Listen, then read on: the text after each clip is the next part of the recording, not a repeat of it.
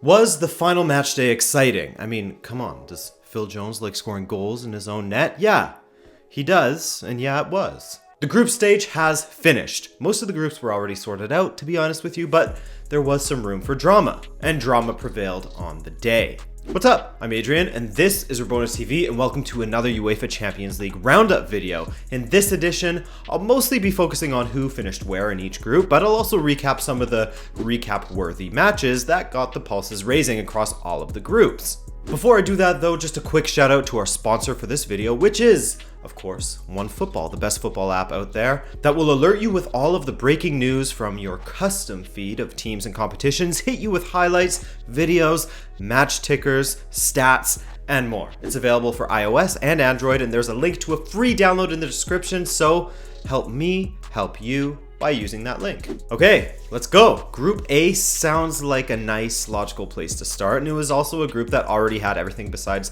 the group winner set in stone going into the final match day. Borussia Dortmund and Atletico were already confirmed as the top two, so it was just a matter of finding out who would be in pot 1 and who would be in pot 2.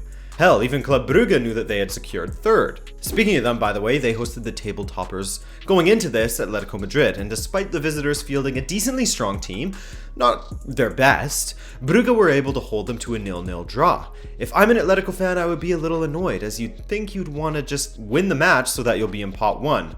Or perhaps pot 1 is a bad choice.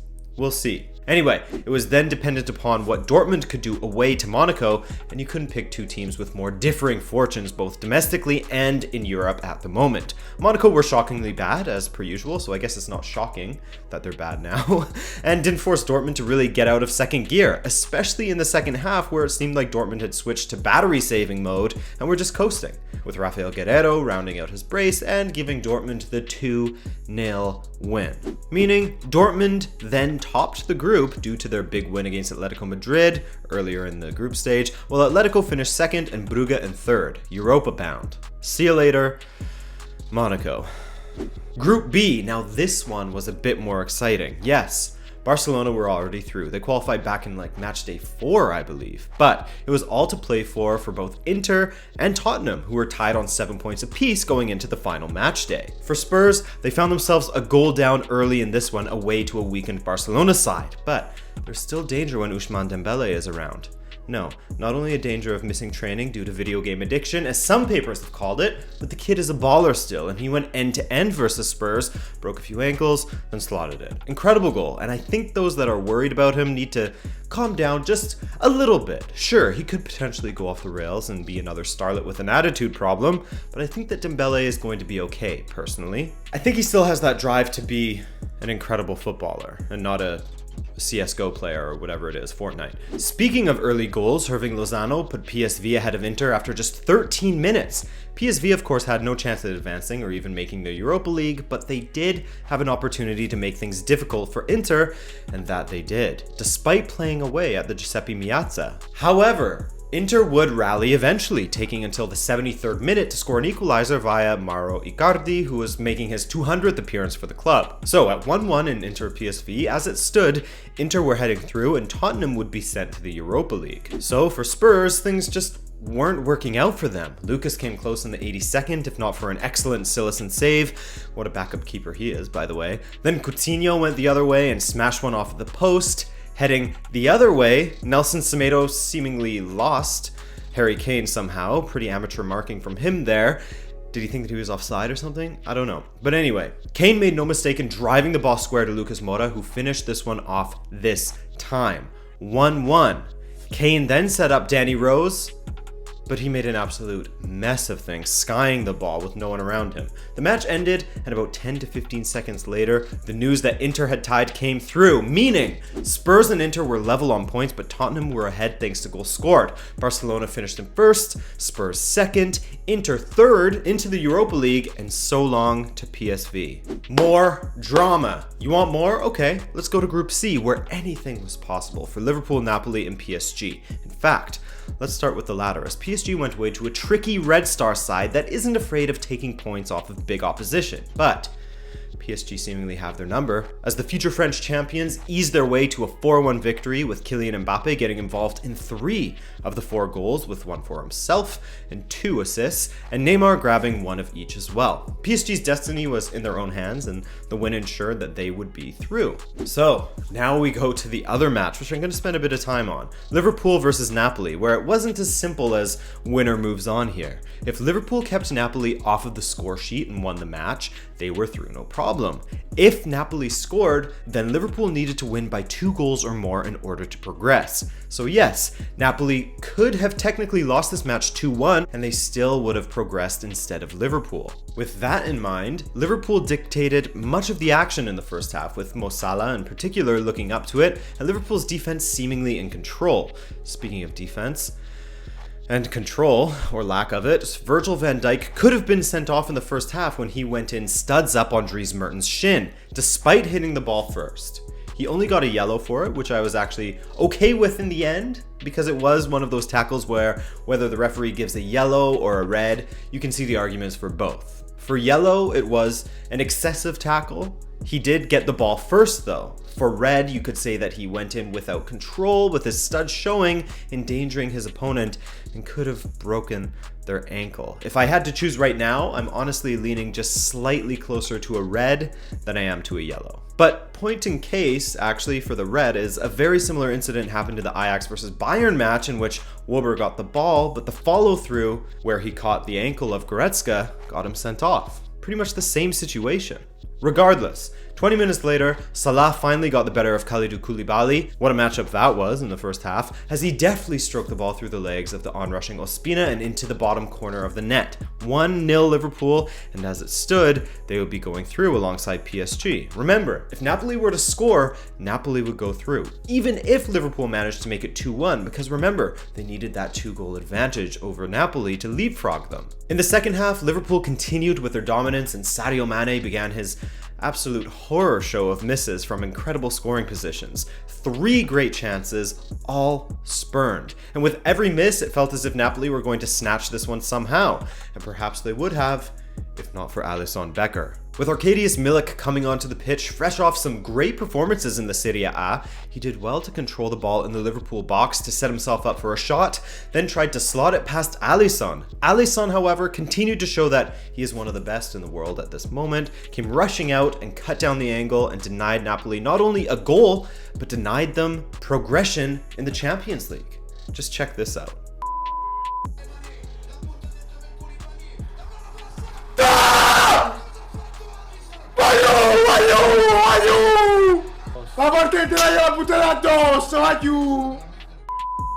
I love that clip. I don't know those guys, but if you're a Napoli fan, then or just an Italian football fan, then I would go follow them because it looks like they're pretty entertaining. Anyways, heartbreaking stuff for them, but some major heroics from Alisson there.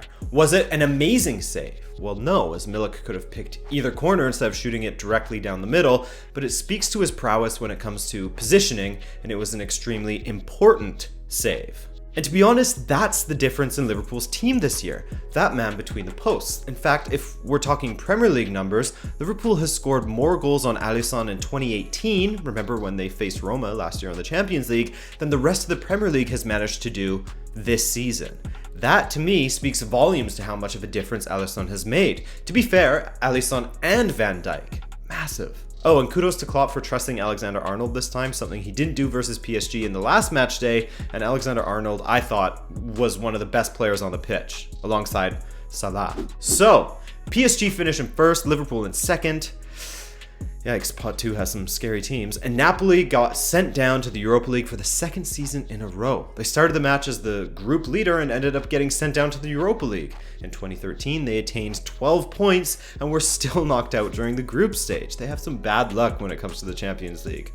Rough. Okay, so in Group D, everything was exactly as you were, with Porto absolutely smashing the group with 16 points. They already had first buttoned up, but they went away to Galatasaray, and despite getting dominated by the hosts, still ended up the 3-2 winners, which I think is a testament to the quality that Porto have right now. Interested to see how they do when they face some real powerhouses in the knockout stages, but Pretty interesting team to watch, although I'm loath to admit it as a Benfica fan. In the other match, Schalke won 1-0 against Lokomotiv. Lokomotiv back to being terrible after their win.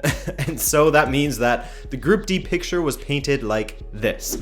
Porto in first, Schalke in second, Galatasaray heading down into the Europa League, and Lokomotiv in see you later town. Welcome Galatasaray, welcome my brothers to the Europa League. Come, join us. Group E had the top 2 teams figured out already, but there was still a decent match to be seen in Ajax versus Bayern, 2 very evenly matched teams right now.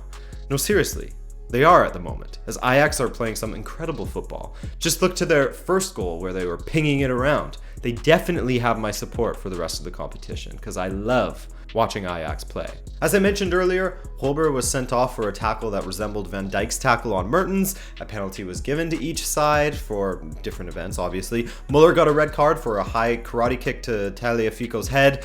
The match had it all, and it ended 3-3, meaning that Bayern finished top of the group. All they needed was a draw for that to happen. And a draw they got. Oh, and last thing, I hated Lewandowski's penalty as he stutter-stepped twice in the run-up. First off, they said they outlawed the stutter step, but everyone continues to do it and the referees don't do anything about it. And second, I have no problems with players slowing down the pace at which they run at the ball, but get that stutter step out of here. The other match was completely pointless, as Ajax were already eliminated and my Benfica had clinched Europa League. Way to go, boys. That's what we like to see. But at least we were treated to a banger from Alex Grimaldo from a free kick. So, as I said already, Bayern finished top, Ajax second, Benfica in the Europa, and Ajax eliminated. Take care, friends. Group F. This is where some real drama was, as the 2 teams fighting for second place, Shakhtar and Lyon, faced off. And to be honest, there was a danger that they wouldn't be able to play as the snow was falling hard in Donetsk. But the game went ahead with orange lines and an orange ball, and the situation was simple. A draw, and Lyon are through. Shakhtar win, and they're through. The hosts were the first to score, but in the second half, Nabil Fekir equalized with a pinpoint perfect strike into the top corner. From there, Shakhtar piled on the pressure, had some good opportunities, but they were either saved by Lopes or spurned, and Lyon held on to go unbeaten in their campaign and hold on to second place. So, City knew they were going through already, and it was just a matter of what happened in the other match as to where they would finish.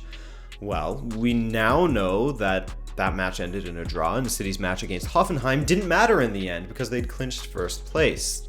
But they had a solid showing nonetheless. After going down 1 goal thanks to a Kramaric penalty in the first half, Leroy Sané scored the goal of the round with an absolute perler of a free kick from 2.4 million yards away. In the second half, Sané capped off a great team goal from City to complete his brace and round out the 2-1 win. So, City are top, Lyon second, Shakhtar in third, and Hoffenheim, unfortunately, last. And just something to consider here, given that City can't be drawn against a team from England or Lyon, that leaves one of either Roma, Schalke, Ajax, or Atletico.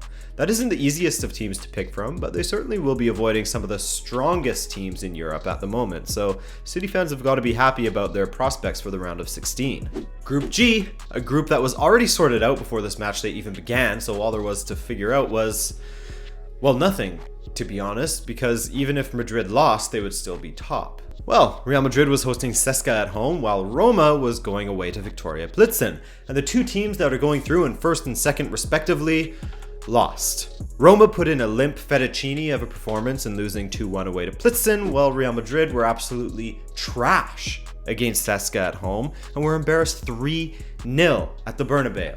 Yeah, were they unlucky early in the match? Sure, but their finishing and decision-making in and around the box was garbage throughout the match, and that's all that mattered. Once again, Cesca shops Madrid, doing the double over them, and yet, despite that, end up finishing bottom of the group. Pretty sad for them and their fans, as their loss to Plitzen was ultimately their undoing. Real top, Roma in second, though both of those teams have a ton of sorting out to do before the round of 16, Plitzen back into the Europa League, and Cesca's European campaign is over. And finally, in Group H, much like Group G, the 2 teams that were already confirmed to be going through lost. The biggest surprise, of course, was Juve going away to Young Boys and leaving there with a 2-1 loss thanks to a brace from Orao. This despite Juve blowing chance after chance. I'm looking at you, Ronaldo, who had a frustrating day to be sure. Regardless, however, Juve still finished top of their group. Why? Because United went away to Valencia and lost 2-1, something that must have hurt Valencia quite a bit, given the fact that had Fellaini's goal against the Young Boys not been allowed due to him handling the ball before smashing it in, it would have set up a winner-takes-all scenario, but United will be going through thanks to that very important goal from Fellaini versus Young Boys. What hurts even more for Valencia fans, following that, the Fellaini goal, it was announced that they would be introducing VAR into the Champions League knockout rounds. Damn, where was it when they needed it? So, Group H concludes with Juve in first, United in second, Valencia in third, and Young Boys in last, but with a lasting memory of when they defeated Juventus in the Champions League. Okay, we're almost done here, people. So that means that in pot 1 for the draw, we will have Barcelona, Bayern Munich, Borussia Dortmund, Juventus, Man City, PSG, Porto, and Real Madrid. In pot 2, we'll have Ajax, Atletico, Liverpool, Lyon, Man United, Roma, Schalke, and Tottenham. Remember, your team cannot get drawn against another team from the same country, nor can they be drawn against a team from their group, i.e. Ajax couldn't be drawn against Munich, etc., etc. Cool? Cool. And by the way, the draw will be held on Monday, December 17th at 12 p.m. CET.